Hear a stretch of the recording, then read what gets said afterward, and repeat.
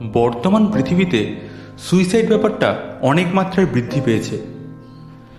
এর মূল কারণ হচ্ছে ডিপ্রেশন। কিন্তু আমাদের সমাজ ডিপ্রেশনকে একটি রোগ হিসেবে মানতেই রাজি নয়। কিন্তু এই ডিপ্রেশনই কেড়ে নেয় অনেক প্রাণ, মানুষকে ঠেলে দেয় আত্মহত্যার দিকে। সমাজের মানুষ এটুকু বোঝে না যে একজন ডিপ্রেস রোগীকে যদি জীবনের একটু আলো দেখানো যায় তবে সে আবার নতুন করে বাঁচার চেষ্টা করতে পারে। নমস্কার, আমার গ্রন্থকার। আজকে চলে এসেছি এমনই একটা গল্প নিয়ে। গল্পের লেখক আমি সায়ন মুখার্জি। গল্প পাঠে সৃজনী গাঙ্গুলি, অনির্বাণ, দেবার্ঘ গুহ। শুরু হচ্ছে আমাদের আজকের নিবেদন, ন্যায় বিচার। আজ আমি যে ঘটনাটি আপনাদের সামনে বলতে চলেছি সেটা হয়তো কিছু মানুষের বিশ্বাসযোগ্য নাও হতে পারে। আমার নিজেরও প্রথম দিকে অবিশ্বাস্য লাগতো, কিন্তু সম্পূর্ণটা যে আমার সজ্ঞানে ঘটেছিল, তাই নিজেই বা অবিশ্বাসের খাতায় ফেলি কি করে। তবে এটা হলফ করে বলতে পারি, সেদিন যদি তেমন কিছু আমার সঙ্গে না ঘটতো তবে আজকে আমি এখানে জীবিত অবস্থায় দাঁড়িয়ে থাকতাম না। ব্যাপারটা ভেবেছিলাম সামনে নিয়ে আসবো না কোনোদিন, কিন্তু আজ হঠাৎ ব্যাপারটা সবার সামনে প্রকাশ করতে খুব ইচ্ছা হলো। বিশ্বাস করা কিংবা না করা সম্পূর্ণটাই আপনাদের ওপর।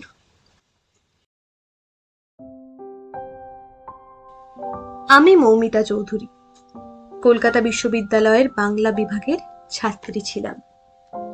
নিবাস উত্তর কলকাতার বউবাজার। সেই স্কুল জীবন থেকেই আমি ছিলাম অত্যন্ত চাপা স্বভাবের। বেশি কথা বলতে বা খেজুরে আলাপ বিষয়টা কোনোদিনই আমার বোধগম্য হয়নি। বর্তমান ছেলেমেয়েরা দেখছি পার্টি, ক্লাবিং এসব করতেই বেশি পছন্দ করে, কিন্তু আমি সম্পূর্ণ ব্যতিক্রম। আমার অবসর সময় কাটে রবীন্দ্রসঙ্গীত সহকারে গল্পের বই কিংবা উপন্যাস পড়ে। ছোটবেলায় মায়ের হাতে প্রথম হারমোনিয়ামে হাতে খড়ি হয়, তার দৌলতে একটু একটু গানও জানি, ব্যাস ওইটুকুই। কয়েকবার স্কুল কলেজের অনুষ্ঠানে সবার জোরজারে অতিষ্ঠ হয়ে গান গাইতেই হয়েছে এর জন্য।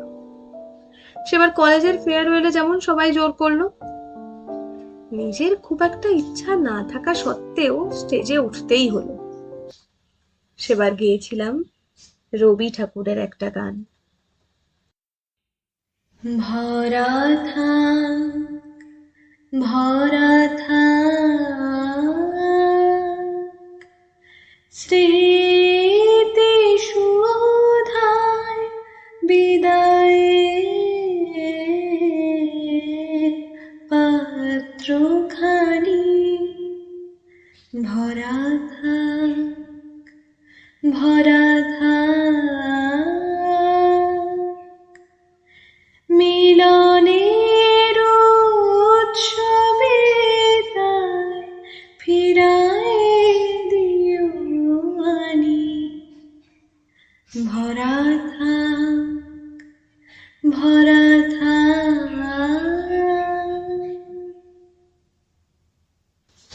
গানের শেষে বেশ কিছুক্ষণ সারা কমিউনিটি হল শান্ত হয়ে গিয়েছিল।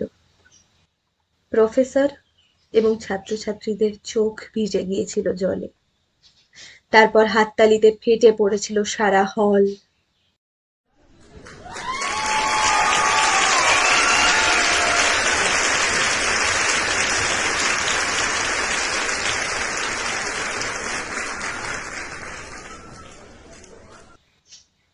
আমার চোখও যে ভিজে আসেনি তা বলবো না। চুপ করে চোখ বুজে বসেছিলাম বেশ কিছুক্ষণ। জানি না কেন সেদিন একটা অদ্ভুত টান অনুভব করছিলাম পুরো কলেজটার উপর। আর একই সঙ্গে আমার দুটি আকুল চোখ খুঁজে চলেছিল একটি মুখকে, কিন্তু হায়, সে কোথায়? সবাইকে ধন্যবাদ জানিয়ে প্রণাম করে যখন স্টেজ থেকে নামছি, এক্সিট ডোরে এসে আমার দুটি চোখ আবার থমকে গেল। অনির্বাণ, অভিমানের সুরে বললাম, কোথায় ছিলিস? আমি ভেবেছিলাম আর হয়তো দেখাই হবে না। অনির্বাণ স্মিত হেসে বলল, সে কি, হঠাৎ এমন ভাবনা কেন? আর কি, কলেজ তো শেষ, এবার তো হয় ক্যারিয়ার নিয়ে ইতিউতি ছোটাছুটি, অথবা অন্য কোনো ইউনিভার্সিটিতে ভর্তি হবি। সেখানে হয়তো অন্য কাউকে পেয়ে আমায় ভুলেই যাবি। অনির্বাণ সজল চোখে তাকালো আমার দিকে। ধুর পাগলি কোথাকার, সেটা কখনো হয়? স্টেজের পিছনের দিকটা অপেক্ষাকৃত অন্ধকার ও নির্জন। অনির্বাণ আমাকে সেখানে টেনে নিয়ে গিয়ে তার বাহুবন্ধনীর মাধ্যমে আমায় বুকে জড়িয়ে ধরল। আচম্বিতে তার ওষ্ঠ স্পর্শ করলো আমার ওষ্ঠ। মাত্র কিছুক্ষণ যেন সমস্ত হই হট্টগোল সব মিলিয়ে গেল এক অদ্ভুত প্রশান্তিতে। কয়েক মুহূর্ত আমার ওষ্ঠ তখনও মৃদু কম্পমান। আমাদের দুজনের কারোর মুখে কোনো কথা নেই। আমি মাথা রাখলাম আবার তার বুকে। কিছুক্ষণ পর অনির্বাণী নিস্তব্ধতা ভেঙে বলল, আমার পাগলিটাকে যদি ছেড়ে দিই, তবে যে আমি নিজেও ভেঙে যাব, তখন তাকে সামলাবে কে? আমার চোখের জলে ভিজে গিয়েছিল তার জামার বুকের কাছটা। এবার সে দুহাত দিয়ে আমার গাল স্পর্শ করে মাথাটা সামনে এনে বলল, সবাই কি শেষের কবিতার অমিত হয়? কেউ কেউ বাবলির অভিও হয়, বুঝলে মেম সাহেব? অনির্বাণের সঙ্গে আমার প্রথম পরিচয় কলেজের করিডোরে। সে ছিল ভূগোল অনার্সের ছাত্র। আমাদের দুজনের ক্লাসরুম মাত্র 2-3টে ঘর পরে। ক্লাসরুম থেকে বেরোনোর সময় প্রায়ই আমি লক্ষ্য করতাম দুটি চোখ যেন অধীর আগ্রহে আমার দিকে চেয়ে থাকতো কিছু বলার অপেক্ষায়। সামনাসামনি গিয়ে কথা বলার সাহস কোনোদিনই ছিল না আমার। একদিন আমার বান্ধবী লুমি জোর করে আমার হাত ধরে নিয়ে গিয়ে দাঁড় করালো ওর সামনে। লুমি বেশ জোরে, সামান্য বিদ্রূপের স্বরেই বলল, এই যে ওরম করে লুকিয়ে লুকিয়ে আমাদের ঘরের দিকে তাকিয়ে কি দেখা হয় শুনি? অনির্বাণ কোনো উত্তর করলো না। ঝপ করে একবার চেয়েই মাথা নামিয়ে নিল। আমি ব্যাগে আমার বইগুলো ভরছিলাম। হঠাৎ একটা বই হাত ফসকে মাটিতে পড়ে গেল। সেটা তুলতে দুজনেই নিচু হতে দুজনের মাথা পরস্পরের সঙ্গে ঠুকে গেল। আহ! অনির্বাণ চট করে বইটা তুলে নিয়ে বলল, সরি সরি সরি বলে আমার হাতে বইটা তুলে দিয়ে ছুটতে বেরিয়ে গেল সেখান থেকে। সেদিন ভালোভাবে দেখেছিলাম ওকে প্রথমবার। ফর্সা, রোগা, ছিমছাম চেহারা, আর চোখে একটা মোটা পাওয়ারের চশমা। কেন জানি না দেখে বেশ ভালো লেগেছিল ছেলেটাকে। তারপর করিডোরে প্রায় হাই হ্যালো লেগেই থাকতো। ধীরে ধীরে সেটির বিকাশ ঘটে ক্যান্টিনে আড্ডা দেওয়ায় করালো। বেশিরভাগ সময় অনির্বাণই বকবক করে যেত, আর আমি একটা বই মুখে নিয়ে চুপচাপ শুনে যেতাম। ওর বকবকটা আমি বেশ উপভোগ করতাম, তা বলা বাহুল্য। মাঝে মাঝে দু একটা হ্যাঁ ছাড়া কোনো প্রতিক্রিয়াই করতাম না। ও একদিন আমাকে বলেই ফেললো, সারাক্ষণ বই মুখে করে বসে কি মজা পাস বলতো? আমার তো মাথায় ঢোকে না। আচ্ছা, যদি বই নিয়েই বসে থাকবি তাহলে আসিস কেন আড্ডা দিতে? আমি হেসে বললাম, বুঝবি না, সেটা যদি বুঝতিস তাহলে এই প্রশ্নটা করতিসই না। এই নেশা যে কোনো মাদক দ্রব্যের চেয়েও ভয়ানক ও মধুর। অবশ্য তুই আর কি করে বুঝবি বল? তোর দোষ নেই, সারাদিন তো যত রাজ্যের ম্যাপ ঘেটেই মরলি। মোটেই না, আমিও বই পড়ি, ঠিক আছে, কিন্তু তোর মতন ধ্যান জ্ঞান ভুলে সারাক্ষণ বই নিয়ে পড়ে থাকি। আচ্ছা, তাই বুঝি? শুনি, কি কি বই পড়েছিস? কেন? ওই তো সত্যজিৎ পড়েছি, শরদিন্দু পড়েছি, শরৎচন্দ্র কিছু কিছু পড়েছি, তারপর রবি ঠাকুর পড়েছি। ওহো, অমনি কিছু কমন নাম বলে জাহির করতে চাইছিস না যে কত বই পড়িস? মোটেই তাই নয়, তুই চাইলে পরীক্ষা করে নিতে পারিস। আচ্ছা বেশ, তাহলে বল তো। এইভাবেই আমাদের মধ্যে মাঝে মাঝে বই নিয়ে তর্ক হতো। আমি ইচ্ছা করে ওকে এইসব বলে রাগিয়ে দিতাম, তারপর চুপচাপ শুনতাম কি বলছে। আজ যখন উঠে চলে যাচ্ছিলাম, তখন অনির্বাণ ডেকে বলল, মৌ শোন, কি? কাল একবার দেখা করতে পারবি? কিছু কথা ছিল। কিন্তু কাল তো রবিবার, কলেজ বন্ধ। যা বলার এখনই বল না। না এখন না, আমার ক্লাসের সময় হয়ে যাচ্ছে। যা বলার কালই বলবো। উফ, আচ্ছা বেশ, কোথায় আসতে হবে বল? কাল বিকেল 5টা, লেকের ধারে। দেরি করবি না কিন্তু। মনে মনে হাসলাম। আসলে ব্যাপারটা আমি অনেকদিন ধরেই লক্ষ্য করেছি। আমরা মেয়েরা কিছু জিনিস অনেক আগেই জানতে পারি। যেমন এক্ষেত্রেও বুঝেছিলাম ও কেন আমাকে ডাকছে। পরদিন বিকেল 5টায় লেকের ধারে গিয়ে দেখি অনির্বাণ একদম ঝাঁকে বলে প্রপার জেন্টলম্যানদের মতো স্যুট বুট পরে একটা বেঞ্চে বসে আছে। আমি যেতেই আমাকে দেখে উঠে দাঁড়িয়ে হাত নাড়লো। আমি কাছে গিয়ে দাঁড়াতেই বলল, চুপ করছো, একটা সারপ্রাইজ আছে। আমিও বাধ্য মেয়ের মতো চোখ বুজে দাঁড়ালাম। কিছুক্ষণ পর বলল, এবার চোখ খোল। চোখ খুলে দেখি অনির্বাণ হাঁটু গেড়ে বসে আছে আমার সামনে, হাতে একটা লাল গোলাপ। আমার বিস্ময় সীমা রইল না। দু হাতে নিজের মুখ চেপে ধরে দাঁড়িয়ে রইলাম। কিছুক্ষণ পর অনির্বাণ বলল, ওহে প্রিয়, তোমার হৃদয়ে একটুকু স্থান দিও এই তুচ্ছ মনীষীকে।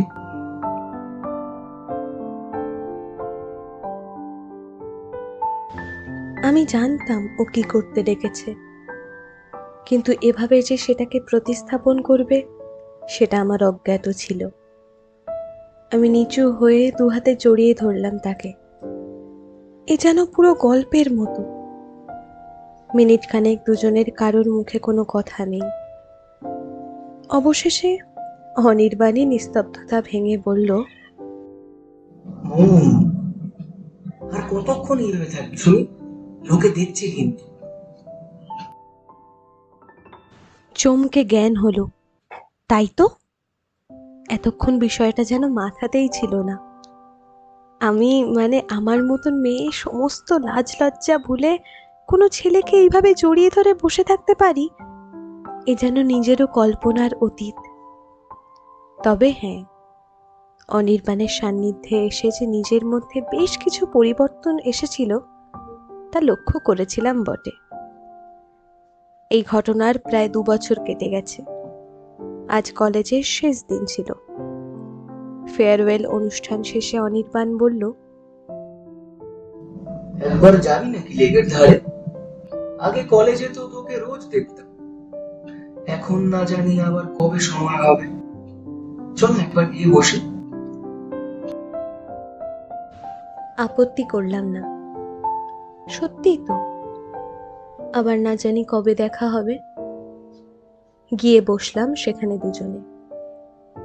অনির্বাণ দেখলাম বেশ কিছুক্ষণ আমার হাতটা নিজের হাতে নিয়ে চুপ করে জলের দিকে চেয়ে আছে। আমি তার মুখের দিকে তাকিয়ে দেখি ওর চোখে মুখে কেমন যেন একটা বিষণ্ণ ভাব। আমি এবার নীরবতা ভেঙে বললাম, কিছু বলবি? ও হ্যাঁ, আমি হয়তো যাদবপুরে চলে যাব। এর জন্য অ্যাপ্লাই করেছিলাম, জানি না হয়তো হয়েও যেতে পারে। Really? Wow wow, that's great news. তাহলে মুখটা এরকম গাম্বাটের মতো করে আছিস কেন শুনি? ভালো লাগছে না রে, নিজের শহর ছেড়ে, বাবা মাকে ছেড়ে তোকে ছেড়ে অত দূরে গিয়ে থাকতে হবে, ইচ্ছে করছে না রে একদম। দেখ অনি, আমাদের তো আমাদের তো ফিউচার নিয়ে আগে ভাবতে হবে, তাই না? আর আমি কি পালিয়ে যাচ্ছি নাকি? হ্যাঁ, এসব ভাবিস না একদম। না কিন্তু না, কোনো কিন্তু না। শোন অনি, আমি যদি জানতে পারি যে আমি তোর ক্যারিয়ারের মাঝে বাধা হয়ে যাচ্ছি, তবে কিন্তু আমি নিজেই সরে। অনির্বাণ আমার মুখের উপর হাত রেখে আমাকে থামিয়ে দেয়। থাক, আর বলিস না। বেশ, তাই হবে, কিন্তু প্রমিস মি, আমরা কিন্তু সময় পেলেই ফোনে কথা বলবো। আর আমি যখন শহরে আসবো, একটা দিন কিন্তু একসঙ্গে লেকের ধারে বসে কাটাবো। আচ্ছা বাবা, ঠিক আছে। অনির্বাণ পিঠের উপর থেকে হাত নিয়ে আমার ডান কাঁধে রাখলো। আমিও মাথা এলিয়ে দিলাম ওর কাঁধে। এরপর প্রায় আরো 1.5 বছর কেটে গেছে। আমিও কলকাতা বিশ্ববিদ্যালয়ে বাংলায় এমএ করার জন্য ভর্তি হয়েছি। আমাদের দুজনের সম্পর্কটা আরো গাঢ় হয়েছে বই কমেনি। ওই যে কিছু মানুষ বলেন না, লং ডিস্টেন্স রিলেশনশিপ নাকি বেশি দিন স্থায়িত্ব পায় না। তাদের চোখে আঙুল দিয়ে দেখাতে ইচ্ছে করে যে দেখো, দুটি মানুষের মধ্যে মনের সংযোগ যদি অবিচ্ছিন্ন থাকে তবে সবকিছুই সম্ভব। আমাদের দুজনের পরিবারই আমাদের ব্যাপারটা নিঃসংকোচে মেনে নিয়েছে। অনির্বাণ যখনই শহরে আসে, আমরা সেই বিকেলটা একসঙ্গে লেকের ধারে বসে গল্প করে কাটাই। কত ঝগড়া, কত খুনসুটি, কত মান অভিমান নিয়ে বেঁচে থাকা সম্পর্কটা যেন ধীরে ধীরে পূর্ণতা পাচ্ছে। কিন্তু তখন কি জানতাম আমার অদৃষ্টে কি লেখা আছে? একটা ঘটনা যা আমার জীবনের সমস্ত মোড় ঘুরিয়ে দিতে প্রস্তুত হয়েছিল। ব্যাপারটা তবে খুলেই বলা যাক। আমি এমএ করার সঙ্গে সঙ্গে নিজের হাত খরচটুকু চালাবার জন্য কয়েকটা টিউশন পড়াতে শুরু করেছিলাম। প্রতিদিন কলেজ ছেড়ে নিজের পড়া বা টিউশন পড়িয়ে বাড়ি ফিরতে ফিরতে আমার বেশ রাত হয়ে যেত। শহরের নিস্তব্ধ গলি দিয়ে বাড়ি ফিরতে আমার ভয় হয় না, বরং বেশ একটা রোমাঞ্চ অনুভব করি, যেন নির্জন শহরের একমাত্র পথিক আমি। এভাবেই বেশ কেটে যাচ্ছিল আমার দিনগুলো। হঠাৎ একদিন লক্ষ্য করলাম ফেরার পথে কারা যেন পিছু নিয়েছে। পিছন ফিরে তাকাতে সাহস হলো না। যতটা পারলাম পায়ের গতি বাড়িয়ে দ্রুত বাড়ির পথে অগ্রসর হতে লাগলাম। আমার ষষ্ঠ ইন্দ্রিয় বারবার জানান দিচ্ছিল কোনো অজানা বিপদে। বাড়ি যখন পৌঁছালাম তখন রাত 10টা। সাধারণত বাড়ি ফিরতে ফিরতে 10:15-20 হয়ে যায়, কিন্তু আমার ভীত সন্ত্রস্ত মন আমাকে দ্রুত টেনে এনেছে বাড়ির দিকে। বাড়ির গেট দিয়ে যখন ভিতরে ঢুকলাম, পিছন ফিরে দেখি কেউ বা কারা যেন দূরে দেওয়ালের আড়ালে অদৃশ্য হলো। বাড়িতে কাউকে কিছু বললাম না, খামোখা চিন্তা বাড়িয়ে দিয়ে কাজ নেই। হয়তো বাড়ি থেকে বেরোনোই বন্ধ করে দেবে, না না, কিন্তু নিজে ঠিক করলাম যে এবার থেকে সন্ধে হওয়ার মধ্যেই বাড়ি ঢুকবো। প্রয়োজন পড়লে পড়া বা টিউশনের সময় পরিবর্তন করে নেব। যেমন ভাবা তেমনি কাজ। পরদিন থেকে 8টার মধ্যে বাড়ি ঢুকে যেতাম। উপদ্রবটা সেই থেকে আর লক্ষ্য করিনি। ব্যাপারটা আমি প্রায় ভুলেই গিয়েছিলাম। সামনে সেমিস্টার আসছে, আমারও প্রিপারেশন জোর কদমে চলছে। একদিন টিউশন ক্লাসে গিয়ে শুনলাম পরদিন একটা পরীক্ষা নেওয়া হবে, কে কেমন প্রিপেয়ার্ড সেটা দেখে নেওয়ার জন্য। পরীক্ষার মাত্র আর 1 মাস বাকি, তাই স্যার সবাইকে একবার বাজিয়ে দেখে নিতে চান। অগত্যা কি আর করা। আমার মোটামুটি প্রিপারেশন ভালোই ছিল, তাই পরীক্ষা খারাপ হলো না। কিন্তু বেরোতে বেরোতে সেদিন একটু দেরিই হয়ে গেল। হাত ঘড়িতে নজর পড়তে দেখলাম রাত 8:07। ব্যাগের থেকে ফোনটা বেজে উঠল।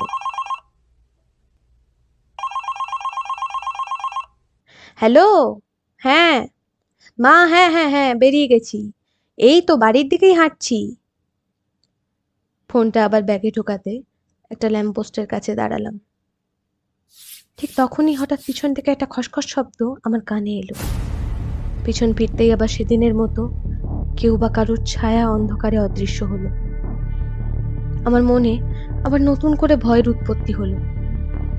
কিন্তু আজ একটা আওয়াজ দিলাম সাহস করে, কে কে ওখানে? কোনো উত্তর নেই। কে? শেষবারের মতো চিৎকার করে কোনো সাড়া না পেয়ে আবার দ্রুত পদে বাড়ির দিকে রওনা দিলাম। উত্তর কলকাতার রাস্তা এমনিতেই সন্ধে হলে নির্জন হয়ে পড়ে। জনমানবের কোনো চিহ্ন থাকলে অন্তত বুকে একটু বল পেতাম। এখনো এখান থেকে বাড়ি কম করে 10 মিনিটের হাঁটা পথ। আমি 5-7 না ভেবে যতটা দ্রুত পারা যায় হাঁটছিলাম বাড়ির দিকে। হঠাৎ একটা মোড় ঘুরতেই পথ রোধ করে দাঁড়ালো একটা মানব দেহ। রাস্তার ল্যাম্পপোস্টের অল্প আলোয় দেখতে পেলাম লোকটার আবছা মুখ, মাথায় ঝাঁকড়া চুল, চোখের ভ্রু দুটো প্রায় জোড়া, ভোঁতা নাক, একগাল দাড়ি। আমার দিকে তাকিয়ে দাঁত বের করে কেমন একটা যেন বিশ্রী হাসছে। অল্প আলোতে প্রথমে ঠিক চিনতে না পারলেও হঠাৎ যেন এক ঝলকে মনে পড়ে গেল, রঞ্জন। কলেজে আমার থেকে 2 বছরের সিনিয়র ছিল। বলা বাহুল্য খুব একটা সুনাম ছিল না কলেজে এই ছেলেটির। রঞ্জনদা, তুমি? এবার সে বিশ্রী শব্দে মৃদু হাসতে শুরু করলো। আমার তাতে একটু অস্বস্তি হতেই শুরু করলো।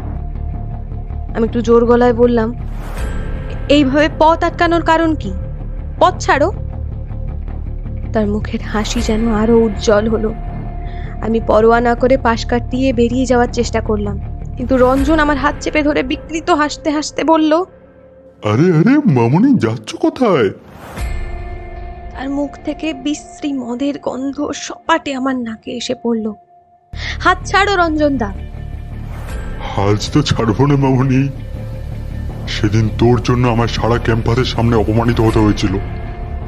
মনে পড়ে? মনে পড়ে সেই দিনের কথা?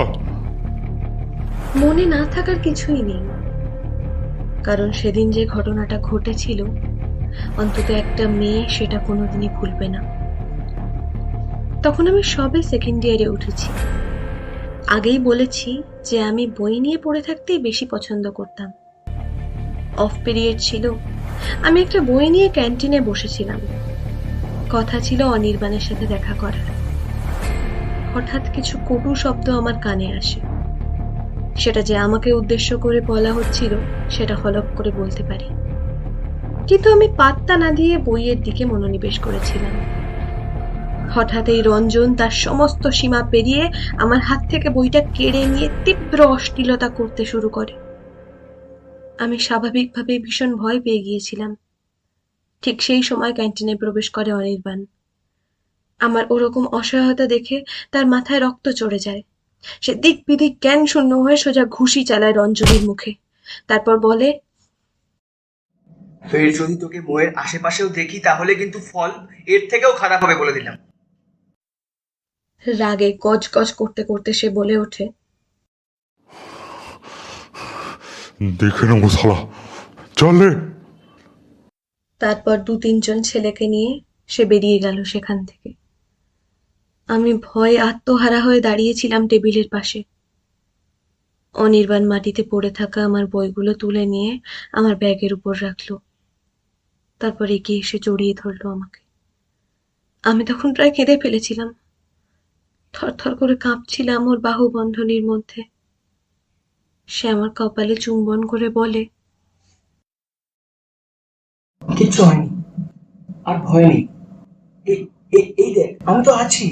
আরে বোকা মেয়ে, এরকম করে কেউ কাঁদে? বস এখানে। হঠাৎ বিদ্যুৎ স্পৃষ্টের মতো সমস্ত ঘটনা মনে পড়ে গেল সেই মুহূর্তে। রঞ্জনের মুখের ভাব ধীরে ধীরে আরো হিংসাত্মক হয়ে উঠল। তার চোখে এমন এক বিশ্রী নোংরা চাহনি ফুটে উঠল যা ভাষায় প্রকাশ করা সম্ভব না। তীব্র কর্কশ কণ্ঠে বলে উঠল, আজ ধরে পাগে পেয়েছি। আজ তোর এমন হাল করব, এমন হাল করব যে সমাজে মুখ দেখাতে পারবি না। আমি ভয়ে আতঙ্কে প্রায় দিশেহারা হয়ে গেলাম। চিৎকার করতে যাব, এমন সময় কে যেন আমার পিছন থেকে আমার মুখে রুমাল চেপে ধরলো। একটা মিষ্টি গন্ধে দেহ মন অবশ হতে শুরু করলো। তারপর আমার আর কিছুই মনে নেই। জ্ঞান যখন ফিরল, নিজেকে আবিষ্কার করলাম হাসপাতালের বেডে। আমার হাত চেপে ধরে পাশে বসে আছে অনির্বাণ। অদূরে চোখে পড়ল মা কাঁদছে আর বাবা সান্ত্বনা দিচ্ছে পাশে বসে। আমার সারা শরীরে অসম্ভব ব্যথা, মাথা এখনো ঝিমঝিম করছে। আমি চোখ মেলে তাকাতেই অনির্বাণ জ্ঞান হয়েছে। Doctor, doctor! বলে ছুটে বেরিয়ে গেল। মা ছুটে এসে আমার মাথায় হাত বুলাতে লাগলো আর চোখের জল ফেলতে লাগলো। আমার বুঝতে বাকি ছিল না যে আমার সাথে কি হয়েছে। আমাকে নাকি ওরা হাইওয়ের ধারে অর্ধনগ্ন অবস্থায় উদ্ধার করে এখানে নিয়ে এসেছিল। অজান্তেই আমার চোখের কোণ ভিজে গেল অশ্রু বিন্দুতে। অদৃষ্টের প্রতি চরম ঘেন্না হলো। কি দোষ করেছিলাম যে আমার সঙ্গে এরকম কিছু হতে হলো? আমাকে কাঁদতে দেখে ডাক্তার বললেন, ভেঙে পড়লে চলবে না, আপনাকে তো এখন ঘুরে দাঁড়াতেই হবে। যে বা যারা আপনার এমন অবস্থা করেছে তাদের প্রাপ্য শাস্তি কিন্তু আপনি ছাড়া কেউ দিতে পারবে না।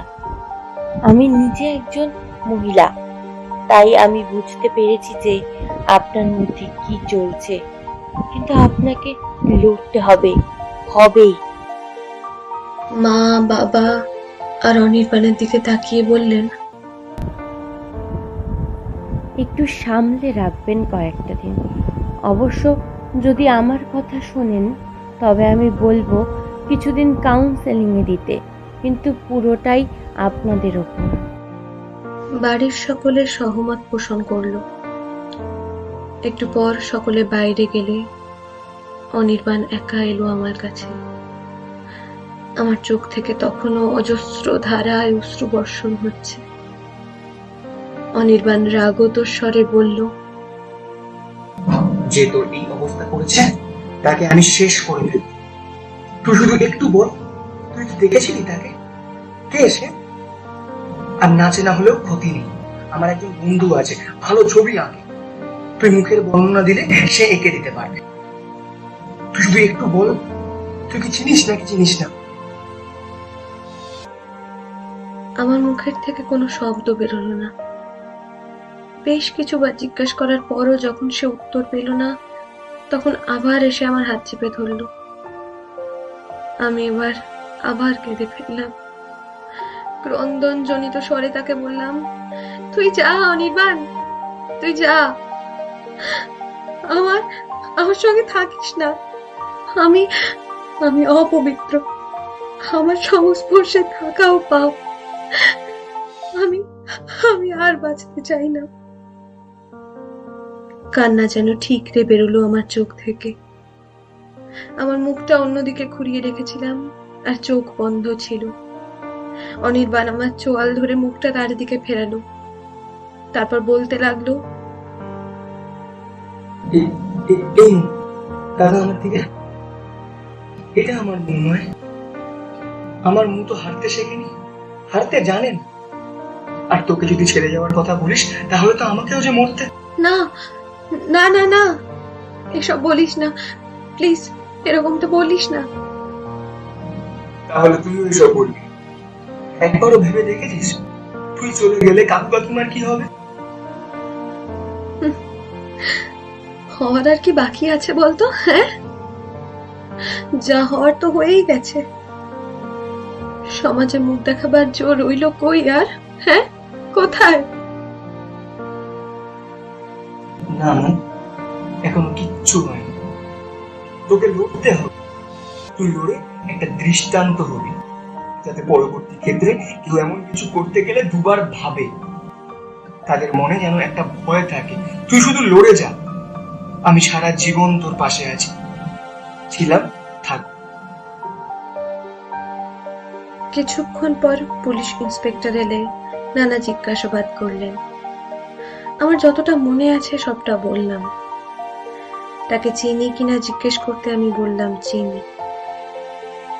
নামটা শোনা মাত্র অনির্বাণ তেলে বেগুনে জ্বলে উঠল। ওই হাড় পশ্চাৎটা, ওকে যদি আমি কুচি কুচি করে কেটে কুকুরদের না খাইয়েছি তা আমার নাম নেই। কিন্তু পুলিশ ইনভেস্টিগেশনে জানা গেল যে সে নাকি শহরেই নেই। আমার এদিকে কাউন্সেলিং চলছিল। এই খবরটা পেতেই যেন নিজেকে আবার হারিয়ে ফেললাম। মনে হলো সবকিছু শেষ করে দিই। কি হবে এমন একটা জীবন রেখে? একদিন কাউকে কিছু না বলে সন্ধেবেলা বাড়ি থেকে বেরিয়ে গেলাম। সোজা চলে গেলাম যেখানে আমি আর অনি সময় কাটাতাম। লেকের ধারটা এখন পুরোপুরি নির্জন। শুক্লা একাদশীর চাঁদ আকাশে ঝলমল করছে। সেই জ্যোৎস্নায় চারিদিক প্রায় স্পষ্ট দেখা যাচ্ছে। আমি দাঁড়িয়ে আছি লেকের একদম কিনারে। আর মাত্র কিছু মুহূর্ত, তারপর সব শেষ। মুক্তি। মুখে একটা ক্রন্দন মিশ্রিত হাসি খেলে গেল আমার। ঝাঁপিয়ে পড়তে যাব ঠিক এমন সময় পাশ দিয়ে বয়ে গেল এক অদ্ভুত ঠান্ডা বাতাস। আর ঠিক সেই সঙ্গে কোথা থেকে বয়ে এলো সুন্দর আতরের একটা গন্ধ। আতরের গন্ধ কোথা থেকে আসছে বোঝা গেল না, কিংবা হয়তো মনের ভুল হবে। কিন্তু ঠিক ওই সময় আরেকটি ঘটনা ঘটল। পিছনে এক পুরুষালী কণ্ঠস্বর ভেসে এলো। আরে করো কি পড়ে যাবে যে। চমকে পিছনে ফিরলাম। কে? জ্যোৎস্নার আলোয় দেখলাম পিছনে যে বেঞ্চে আমি আর অনি বসে গল্প করতাম, সেই বেঞ্চে বসে আছে এক অস্পষ্ট মূর্তি। পরনে ধূসর রঙের শার্ট ও কালো প্যান্ট। কে কে আপনি? আমি সেটা নাইবা জানলে। আমি এক হতভাগা। মানে? মানে আবার কি? আমার কপালটা পোড়া, তাই। কি বলছেন কিছুই তো বুঝছি না। বলছি আগে ওখান থেকে সরে এসে তো দেখি। না, আমি আমি মরতে চাই। আমার বেঁচে থেকে কোনো লাভ নেই। আচ্ছা বেশ, মোড়োক্ষণে, কিন্তু একবারটি শুনে যাও। কেন? কি চান বলুন তো আপনি আমার থেকে? কি আবার চাইবো? কিছুই চাই না। শুধু এটুকু জানতে চাইছি যে কি এমন হলো যে তুমি আর বাঁচতে চাইছো না। তাও যদি আমার মতো জীবন হতো তবে। এবার আমার বেশ কৌতূহল হলো। প্রথমত, এমন একটা নির্জন জায়গায় হঠাৎ করে লোকটা এলো কেমন ভাবে? তার উপর ওর মতো জীবন মানে? কি এমন জীবন ওনার? আর কি এমন জানেন উনি আমার বিষয়ে যে উনি নিজের সঙ্গে আমার জীবনের তুলনা করছেন? জিজ্ঞেস করলাম, কি এমন জীবন আপনার? আহা, আমার কথাটা নয় পরে জানলে। তার আগে এখানে চুপটি করে এসে বসো তো দেখি। তোমার জীবনের গল্পটা শোনা যাক, তারপর না হয় আমারটা শোনো। কেন জানি না, একটা মহাপৃষ্ঠের মতো লাগছিল তার কথাগুলো। লেকের ধার থেকে সরে এসে বসলাম সেই বেঞ্চে। এবার দেখতে পেলাম তার আবছায়া মুখ, ঢুলু ঢুলু চোখ, উস্কো খুস্কো চুল, মুখে একটা মোলায়েম হাসির রেখা। আমার দিকে একভাবে চেয়ে আছেন। দেখে খারাপ মনে হলো না লোকটাকে। শান্ত গলায় তিনি আবার আমাকে জিজ্ঞেস করলেন, কি নাম তোমার? মরতে চাইছো কেন? কি এমন হয়েছে তোমার? তোমার তো দেখি বয়সও বেশি না। কি এমন হলো যে এখনই সব শেষ করে দিতে হবে? আমি আর নিজেকে সামলাতে পারলাম না। অঝরে কেঁদে ফেললাম তার সামনে। তিনি আমার মাথায় হাত বোলাতে বোলাতে বললেন, আহারে, আহা, শান্ত হও মা, শান্ত হও। কে জানে লোকটা কোনো জাদুবিদ্যা জানেন কিনা। নিমেষে যেন খানিক স্বস্তি অনুভূতি হলো তার মাথায় হাত রাখা মাত্রই। নিজেকে খানিক সামলে বলতে শুরু করলাম, আমার নাম মৌমিতা। আমি বাংলা এম.এ ছাত্রী, কলকাতা বিশ্ববিদ্যালয়ের। আমি কারুর সাথে পাচে থাকার মেয়ে নই, কিন্তু তাও কেন আমার সঙ্গে এমন হলো, কেন বলতে পারেন? আবার কান্নার বেয়ে গেল। আমি একজন ধর্ষিতা। আমার বেঁচে থেকে কি লাভ বলতে পারেন? যে আমার সঙ্গে এমন করলো সে তো কেমন পালিয়ে গেল, আর আমাকে আমার সারাটা জীবন এই সম্মানহানির বোঝা বয়ে বেরোতে হবে। আমি পারবো না, বিশ্বাস করুন। তাই তাই সব শেষ করে দিতে চাই। চোখ থেকে আবার জল গড়াতে শুরু করলো আমার। লোকটা স্মিত হেসে আমার মাথায় আবার হাত বোলাতে বোলাতে বললেন, দেখো মেয়ে, একটা কথা বলি, তুমি তো ভীতু নও। যে মৃত্যুকে স্বাচ্ছন্দ্যে গ্রহণ করতে রাজি হয় সে আর যাই হোক ভীতু হতে পারে না। কিন্তু এক্ষেত্রে জানো, তোমার একটা কথা বলি, এখন যদি তুমি মৃত্যুকে বেছে নাও তবে লোকে কিন্তু তোমায় সাহসী বলবে না, হেরে যাওয়া পলাতক হিসেবে চিহ্নিত করবে। আর যে তোমার এই সর্বনাশটা করেছে সে জিতে যাবে, এবং তোমার মতো এরকম অনেকেই সর্বনাশ করবে। তুমি কি তাই চাও? তবে আমি এখন কি করব? ন্যায় বিচার চাও মা, ন্যায় বিচার চাও।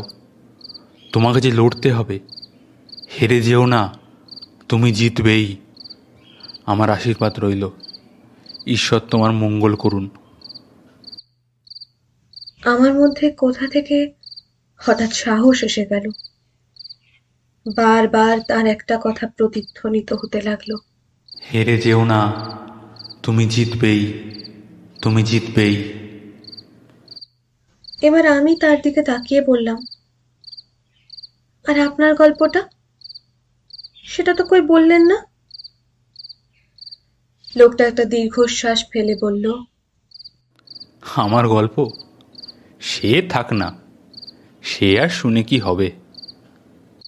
তাও বলুন না, শুনি। বেশ, তুমি যখন জোর করছো তখন বলছি। আমি একটা বেসরকারি অফিসে কাজ করতাম। আমার কাজ ছিল অফিসের সমস্ত হিসেবপত্র রাখা। একবার কি একটা গণ্ডগোল দেখা দিল হিসেবে। আমি ম্যানেজারকে ব্যাপারটা বলতে গেলাম, কিন্তু উল্টে তিনি আমাকেই দোষারোপ করলেন, চোর বলে অপবাদ দিলেন।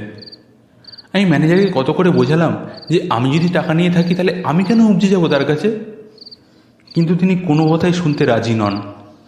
বললেন আমি নাকি উপজে এসেছি তার কারণ হলো আমার ওপর যাতে সন্দেহ না যায়। চাকরিটা চলে গেল, কিংবা বলা যায় একরকম কেড়েই নেওয়া হলো।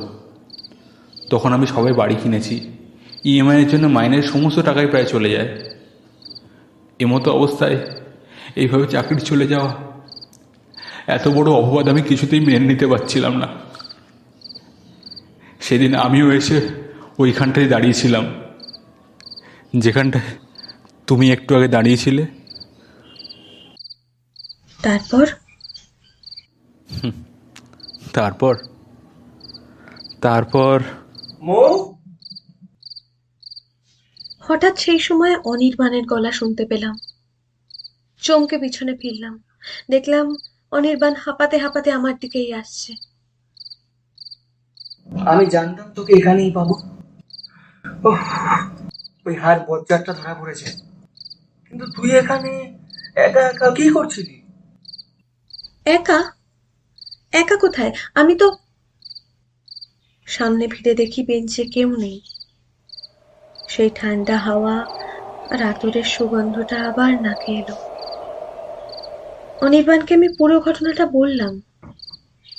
সবটা শুনে অনির চোখ মুখ কেমন পাল্টে গেল। ও বলল, কিন্তু এটা তো অসম্ভব।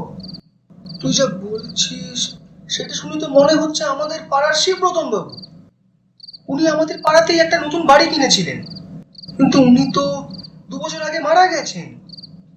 শুনেছিলাম অফিসে কি একটা মিথ্যে অপবাদ দিয়ে ওকে ফাঁসানো হয়েছিল, কিন্তু বিশ্বাস কর, ওর মতন ভালো মানুষ আমি দুটো দেখিনি। 2 বছর আগে এই লেকটার জলেই ডুবে উনি আত্মহত্যা করেন।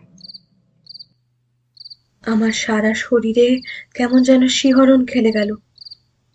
অনির্বাণ হঠাৎ তাড়া দিল। চল চল, কাকু কাকিমা চিন্তা করছেন। আর এক মুহূর্তও সেখানে থাকিনি। আস্তে আস্তে বেরিয়ে চলে এলাম বাড়ির দিকে। এরপর সেই কেস কোর্টে উঠল। আমরাই জিতেছিলাম কেসটা। রঞ্জনের 10 লক্ষ টাকা ফাইন ও আনবেইলেবল যাবজ্জীবন সশ্রম কারাদণ্ড হয়। আমি কোর্ট থেকে বেরিয়ে প্রণাম জানিয়েছিলাম শিবরতন বাবুকে উদ্দেশ্য করে, আমাকে একটা নতুন জীবন দেবার জন্য। সেদিন তিনি আমাকে হয়তো না বাঁচালে এই দিনটা কোনোদিনও দেখতে পেতাম না। আজ সে ঘটনার 7 বছর হয়ে গেছে। অনির্বাণ এখন আমার স্বামী। সে এখন জিওলজিক্যাল সার্ভে অফ ইন্ডিয়ার একজন কর্মকর্তা। আমিও একটা সরকারি স্কুলে বাংলা শিক্ষকতা করি। আমাদের একটা 2 বছরের ছোট্ট ফুটফুটে মেয়েও আছে, যার দিকে তাকালেই আমার সমস্ত দুঃখ কষ্ট দূর হয়ে যায়। আজও মাঝে মাঝে সেই রাতের কথা আমার মনে পড়ে। যতবার মনে পড়ে শিবরতন বাবুর প্রতি শ্রদ্ধা বেড়ে যায়, আর তার সেই কথাটা যেন আমার কানে বাজে। হেরে যেও না, তুমি জিতবেই, তুমি জিতবেই।